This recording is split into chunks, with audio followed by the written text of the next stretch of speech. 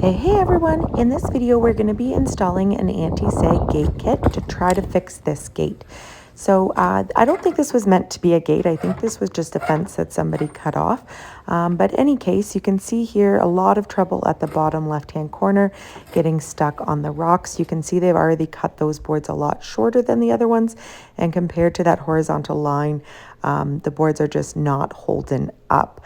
So we're going to try to fix that today. Here's an example of what gates normally look like, and you can see this also has one of these anti-sag kits set up on it. So what we are trying to do is we are using the wire to add tension. So we're always going to be putting the bottom bracket near the bottom, and then the one on top needs to go right by the hinges at the very top. Unfortunately, because the hinges are there, it often doesn't fit, but we're going to use this blocking technique to make it work. So let's get started. When you open the package, you're going to find this little rectangle metal piece. You are going to find a bracket that has the wire already attached on it. This is going to be your bottom one. So this has been screwed in to that middle board that we're trying to raise up to get horizontal again.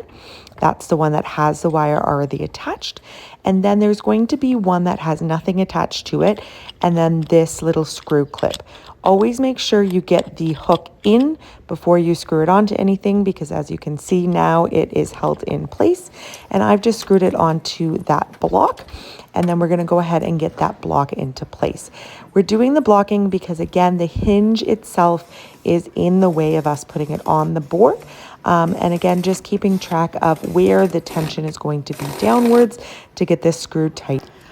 All right, so the key to this installation is this little piece here, which you're actually going to use a specific pattern with the metal wire to hold tight. I am demoing it here with a zip tie so that you can see the pattern. So you are going to start at the very bottom by coming from the top, and then you're going to come back up through the second hole.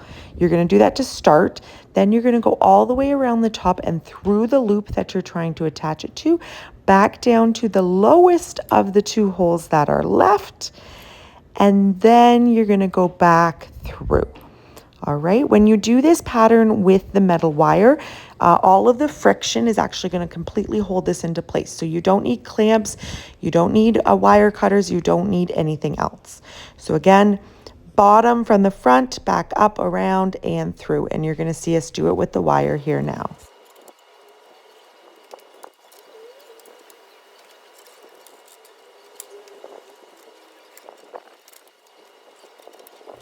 All right, finishing up there, but can anybody catch the big error? Look at that screw at the top. We forgot to loosen it. So you need to make sure that is fully loosened like this before you attach the wire to it. That's the key here, because tightening that is what's going to add the tension to the wire. So we'll do that pattern again, get it attached, and then we can go ahead and get tightened.